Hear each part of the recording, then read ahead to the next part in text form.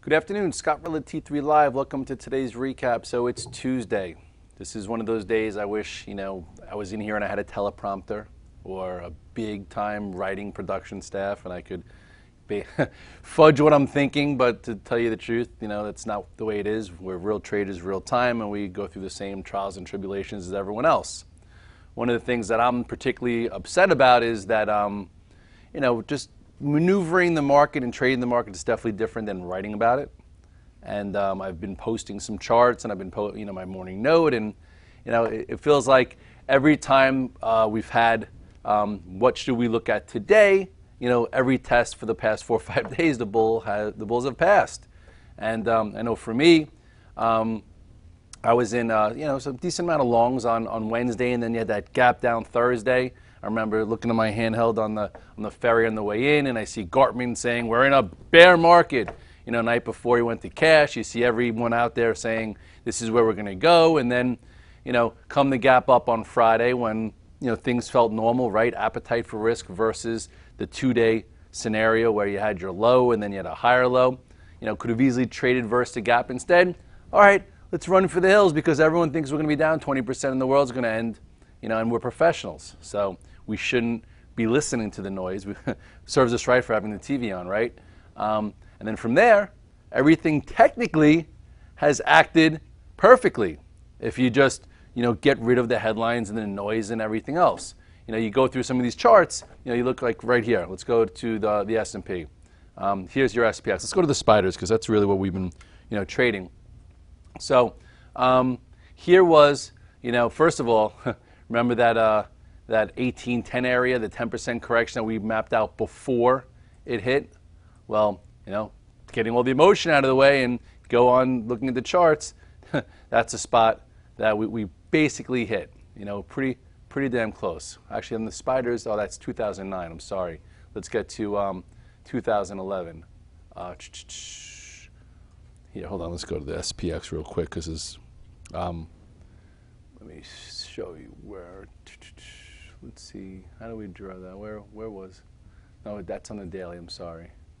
All right, so here's your 2011, here's your trend, and then that's pretty much where we got down to. So, and then there's also a point of reference. But that's just, something to map out beforehand, okay? So, you kind of go back up to where we were. I guess let's go back to the spiders, and I'm babbling a little bit because I'm pissed off. Sorry for the French. Here was that low, okay? And then on this reversal day, the good book would say, take some longs, especially if you got out of some risk at the 8 and 21 day, or you sold when we retested the 50-day and broke the 150-day. This was a great spot to put on some risk, as you could also see the volume that came in there. Okay, huge volume. Look at the size of the volume that day. Capitulation volume, but nobody talks about that. It was all about Ebola and 10,000 new cases by December, and then the Ukraine, and then this, that, whatever. Anyway, that was a signal to take some risk on. And if you were a swing trader, the next day you opened lower, closed well. So if you're going to price that in 2 days in a row, chances are you can get some kind of bounce. So there you had your bounce. Okay, chart right here was okay. You now have a gap to trade against, 187.62, right? 187.62. Question was, would we reclaim the 200-day moving average, okay, or will we get rejected by it like you saw in Europe or you saw elsewhere? And on this day, kind of reclaimed it. So I don't think any one of us was thinking short yet, because I didn't have any shorts overnight. I was just a little upset that didn't have the risk on I had in here, and then look at this next gap up you have. So on this gap up, it's another one, closing on the dead highs, back above the 8 and 21 day, and it's just the way it happens, how quick it just somewhat crazy, or not, I guess. Here was when this trend got broken, the 2014 trend. So we're almost right back there to retest that. So now we have, I guess, this gap to trade against, 191.48, which feels like we're never going to retest, but we might, who knows. And then you have another point of reference right there. As I babble, not like I got caught short in anything. I just feel like we could have taken advantage of the long side much better because it also didn't get caught in the shorts. You know, a lot of guys made money shorting when we broke the 20, you know, just say the 50-day or that accelerated trend or the 150-day, or even there was a trade here when you broke below, go back to the chart, below the 200-day. It was pretty clean, and then you had downside follow through. So I just feel like, you know, sort of a little wasted talent right now, because in the meantime, you know, let's go, you know, during that corrective phase, we're like, let's look at the XLE, let's look at the OIHs. You know, they've been battered and bruised. They went green first. I think I was on the ferry with the guys from S&P, and they're like, oh, we're 9% off the highs. What could I buy for the next 3 months? I'm like, buy the XLEs, the OIHs. You'll probably have a good day trade, and you'll probably make a hell of a lot more than me trying to do it here. And P.S., you go to the XLEs, which also had capitulation type volume, and a nice little red dog reversal on this day, which we, you know, posted the chart, and I was in there also long. And then on this day, you had your, you know, day and a half trade. So I think most of us got out on that day. And then you had, you know, 3 days into Friday. Question was, you know, after 3 days, why not rest a little bit and then trade versus this? And then inside day, right? It makes sense. Inside day, stay with you long from the red dog reversal, or add some as, you know, we've been so stretched, and then boom. And although it doesn't look like a lot, but there's a lot of money in this thing. And then in the, you know, again, in the note we talked about, why can't the XLEs get to at least here? So why not be involved until there versus just into this? So I guess that's just, you know, what a lot of us have to work on is taking advantage of situations, because this is when the trend broke. This is when it had a lower high. And then look at this time. This went below the look, you know, just say for learning purposes, okay? Here is the 200-day. It broke below the 200-day, went sideways, and did not bounce back above it within 3 to 5 sessions, right? We talk about the rule. If you break below the 200-day, if you reclaim it in 3 to 5 sessions, it was a seller's trap. Wasn't a seller's trap here, okay? And now you just rally back to there, and who knows, maybe it could even go a little bit further. But in the spiders, let's see how many days were we below the 200-day. We were below the 200-day for 1, 2, 3, 4, 5, almost 6 sessions. All right, now I guess let's see if we can go inside. Let me just remove some volume here. Let's see if, because I think, ooh, hold on. Remove volume. Let me do one more, I'm sorry. Remove volume. So I guess, I tried to kind of show the last few overthrows, like this was to the downside. Never really pulled back. So if you were rolling up your shorts here, you got torched. Same kind of thing here. You had this one had to move back to recent highs and then went sideways before going. This one, which was so quick and furious also, just went right through prior resistance and then went right to the highs. So who knows what's going to happen here? As this was fast and furious back into the moving averages, and now it's above this one. So we shall see. But at least, I guess, we weren't shorting Friday, weren't shorting yesterday, weren't having opinions. But today, when something out of whack happens, when you have a standard deviation different, or when you have an oscillator that typically is very oversold and minus 60 gets to minus 75, it's something you're not used to. So it's okay. Let's just get to some charts. Apple makes some sense, that it couldn't break through the highs here right away because of the move that it had from, from what's it called, from the bottom of the range. Here was the bottom of the range, rallied up, pretty much went to where the options were pricing in, and then I have to believe at some point I'm still long this Apple, that it does get through that 103.74, and I still think that it could get to probably 113, 115, or first stop at least for a trading basis to 1.7. But you did have a big move. You have to let the moving averages catch up. So I think as a trade, it'll be good if it could hold above 101.27 for a few sessions. Then maybe we could add to that. Came right back to trend going into the earnings, and now it looks just fine. And then you could also say that at least some things followed rules, whereas like Facebook didn't get down to the 200-day, so it had the fastest move back up, but it's just the way it goes, right? Look at these 4 days in a row. We were long on this day, this green day, this red dog reversal. It had to do this, so then you felt like you had to run for the hills on the first gap up versus sitting it. Well, anyway, what happened here? It gapped up, never even revisit it, and now it's back to the highs. So I guess at least none of us are short it, but it would have been nicer to sit in it. You know, the 200 days down here. So that's why this one was the biggest springboard back up, because relative strength, right? It didn't get to the 200-day, which you just saw every indice below it, so that means there's been support there. Another thing I think we spoke about today in the morning call, Amgen, same scenario, right? Woo! Just like that. My goodness. Well, actually, no, it wasn't Amgen. It was Gilead. But anyway, same type of thing here. You know, stopped probably a lot of people out of their longs right there, and then held higher. Didn't get to the 200-day. Showed relative strength as most indices got there or below, and boom. I think Celgene is the one we went over. Sorry. Celgene right back into the upper range. This one actually touched the 200-day, and then just boom, right back here.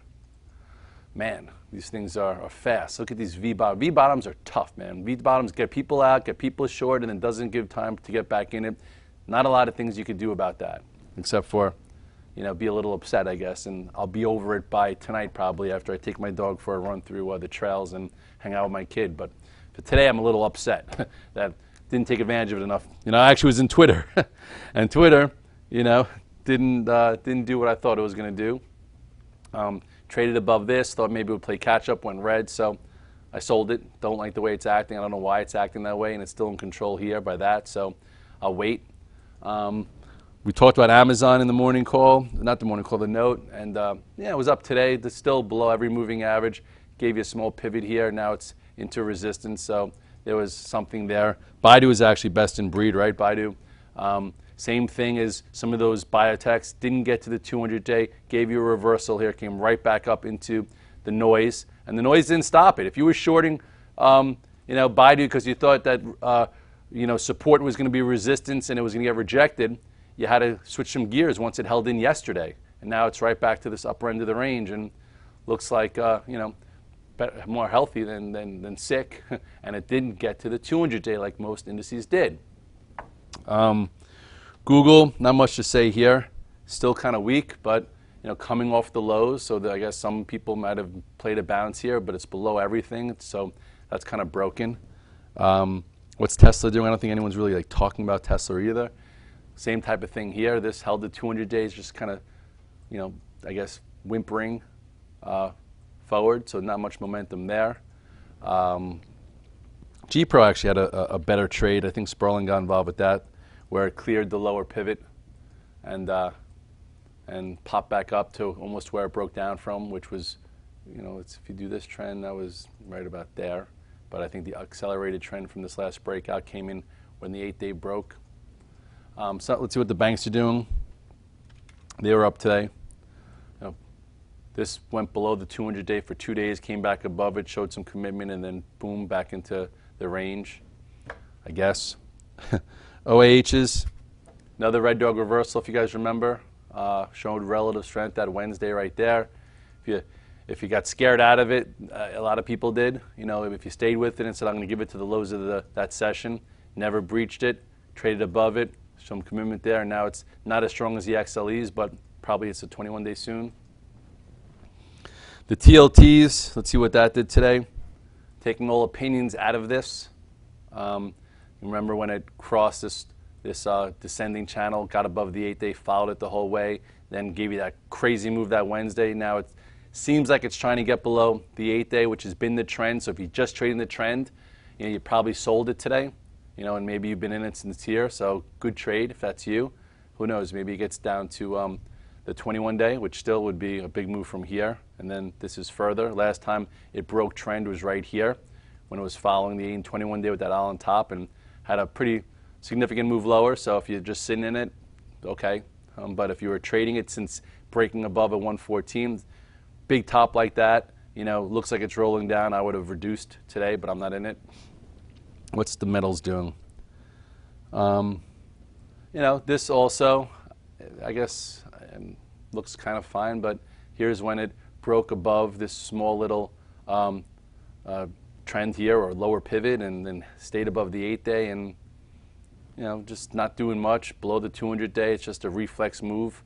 That some, if you traded it here and got out when it broke this pennant here, maybe you played a little long or just avoided. I just avoided it. Don't see much there. Not much to rant and rave about there. Baba. Oh, Baba. I guess you could say it's acting better. You know, it's still not trading the way momentum traders would like. Here was your red dog reversal. Here's when it crossed above this top, held the top area of the range. I know some of us, including me, bought some more when it went above 90, and then I actually nibbled a little bit more when it went above 90, and sold some, but then bought some back, and I have a decent sized position in Baba. I'm hoping that it continues. Still choppy. You know, it kind of, you could say it broke this sort of downtrend and holding higher, so maybe it works its way higher. I'm a believer that I think this thing, you know, gets above this high at some particular point versus what a lot of people were saying below 80. But we'll see what happens tomorrow. I think Yahoo had good numbers after the close.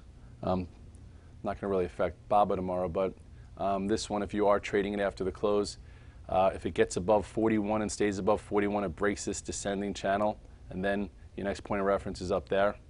Look at this, a nice red dog reversal into the 200-day, held higher, boom, boom, boom. We don't take stock into earnings, but nice little 3-day trade if you just trade it that way. And if you wanted options, let's see if you make some money. I was saying in my note twice that my friend who's really good at fundamentals and I'm trying to teach technicals liked Yahoo going in to maybe take some calls. And if you took some calls, I think it's up. Well, you know, hopefully you did well. You know, what's interesting is on my trading desk, just, you know, like we all started as pretty much momentum traders back in '98 with Broadway.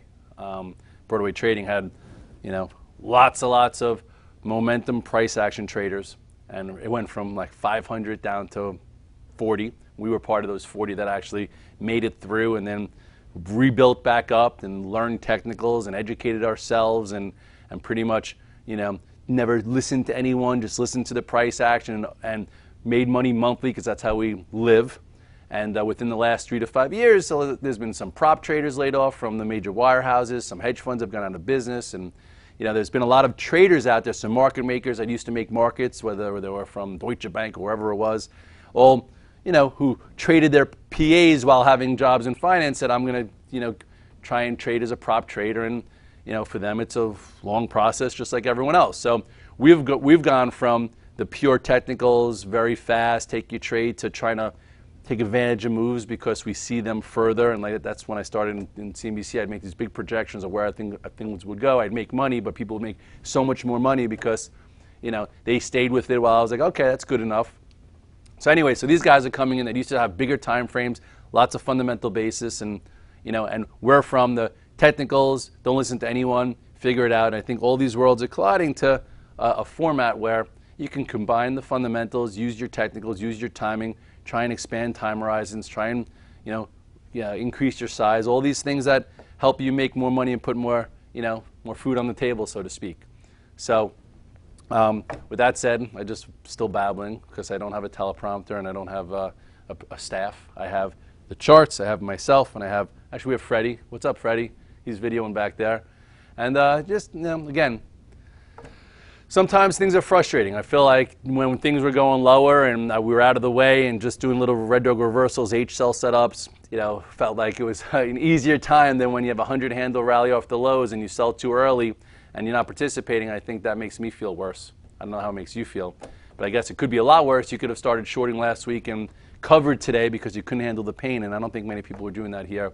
Today I actually started, I tweeted, I started shorting the spiders at 193, but I also had some longs, and I'm going to see if I could cost average that higher into some type of tradable cash flow trade and then get away from it and hopefully feel like it doesn't owe me, and then continue to try and put on, you know, a few different longs that I could use as swings, because if I did that and stayed with it from last week, would have made a heck of a lot more money. If someone would have kidnapped me on the way to work on Friday, I think I'd be a lot happier camper if they dropped me off today versus, you know, taking things a little too early. But you live and learn, and that's what we do as traders. You live and learn and try not be stubborn so you don't blow up. Live and learn. Learn and live and learn. With that said, have a good night. Tomorrow's another day. Go relax.